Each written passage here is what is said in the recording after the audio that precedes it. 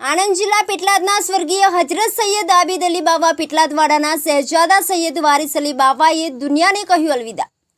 આજે પેટલાદવાડા હજરત સૈયદ વારિસ અલી બાવાએ પડદો કર્યો છે, જેને લઈને પેટલાદ પંથક અને સાવલીનગર તાલુકાના ગામો સહિતના તેઓના અનુયાયીઓ અને ચાહકોમાં એક ભારે શોકનો માહોલ છવાયો છે।